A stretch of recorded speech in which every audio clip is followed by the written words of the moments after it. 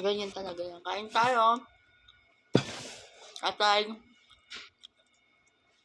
Chinese chicken na 1 kilong asukal yata nilagay ni amo. Sabi naman 1 kilong asukal eh. Ito. Matamas na. Tapos mangga. Kaya iusap mo nga konti dito. Hindi. Di Maria, oh. Kailangan natin yan.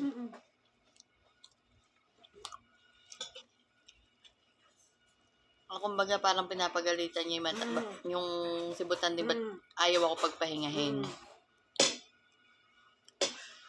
Hindi. Nakakita niya kasi nung isa kanina, kunti ako magtumba.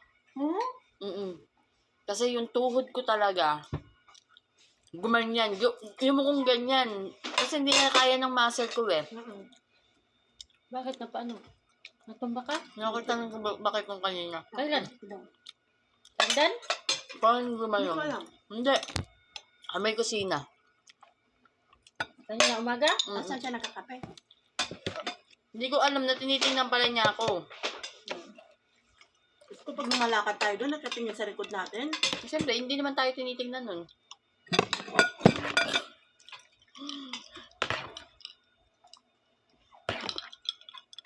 Gumanon, dumausdos na ganun yung tuhod ko. Hindi ko sinasadyang mangyayari yun. Kumbaga talagang bumigay itong kanan. Bumigay ng ganun yung tuhod ko.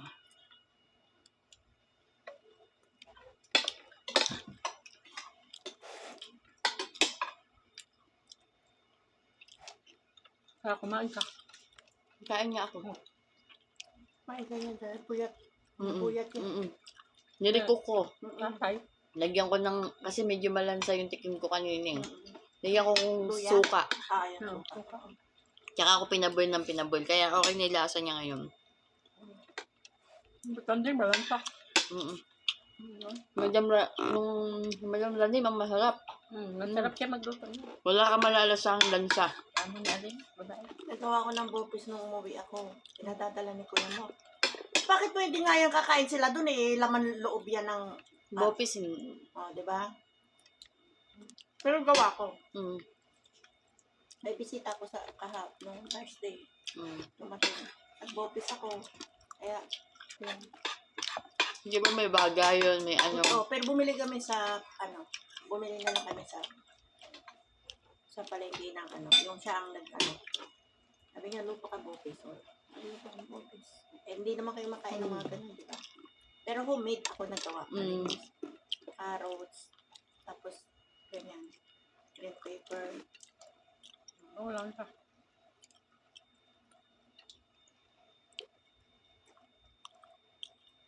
Gabi na, may langaw pa. Mais kayo dito. Mainit kasi sa labas. Sabi naman, kapag palamig nga muna sa loob. Kaya nga si Batanding, sabi niya, marumi daw ang bahay.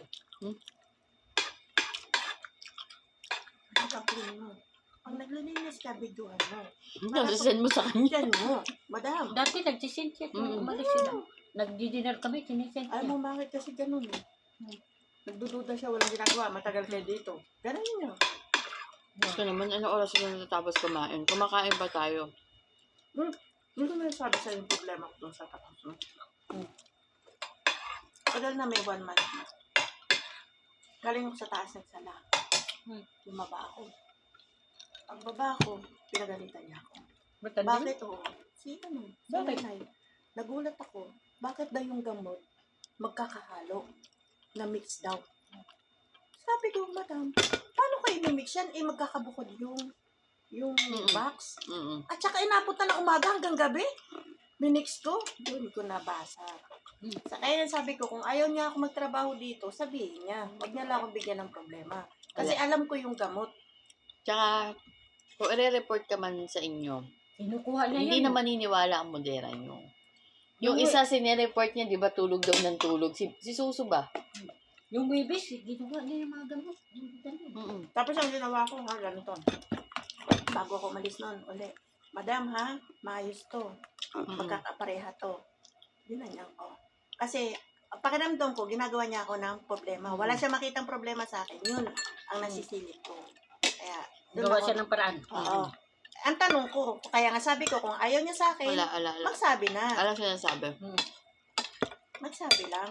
Hindi ko naman isiksik yung sarili ko dito. Oo. Marami mapasok. Ang dami-dami kong client. Wala pa siya sinasabi.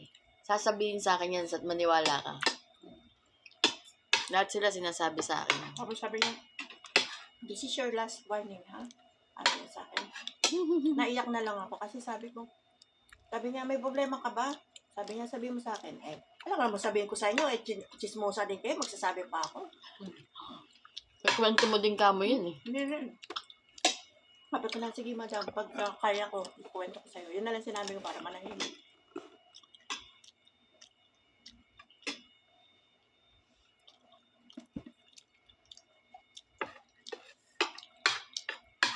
Maano din yan sa Batangas? Kasi nagulat ako eh. Mula umaga hanggang maggagabi, nagsalala ko mag-grip. Pagbaba ko, Ganon sinasabi. minix-mix ko daw yung gamot. Ikaw pala, hinalo-halo mo. Oh, di ba? Samantalang pag kumuha ako, pag tanggal ang isa, balik na dun sa lalagyan. Pag tanggal, lagay ko na kagad sa lalagyan para hindi nga magkalot lito-lito. Oh. Ba? Sabi niya, last na lang daw. Paano pala kung unahan ko siya, ako ang umalis? Halos. Ay, nanay niya, hindi ko pinapatulan. Pareho lang siya. Kahit Bakit na kung- hindi ko pinapatulan yung nanay nila, kahit ano sabihin. Si Amina yan, papalang mauna ka. Kasi yung iba nga talaga, inaano niya. Pinapatulan. Pinapatulan. Ako hindi ko pinapatulan. Oo lang ako kahit na hindi maganda. Oo. Kasi alam mo may sakit yung pasyente, papatulan mo pa. Ako ganun, hindi ko kailangan patulan.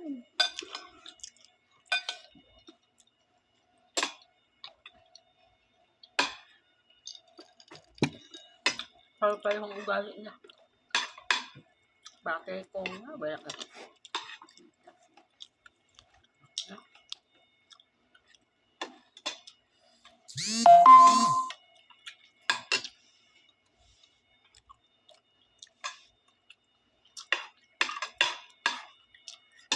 Lagi niyang sasabihin marumi ang bahay. Di siya maglinis kung hindi pa marumi ang bahay.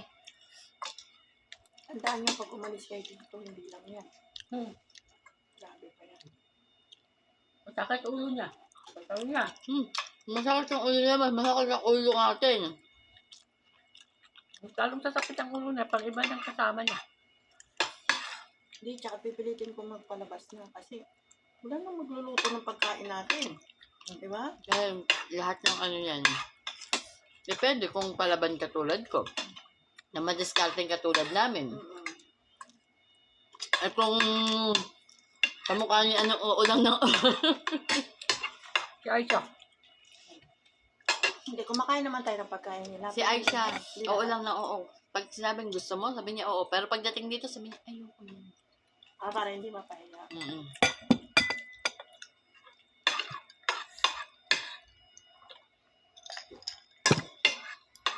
Ako, pag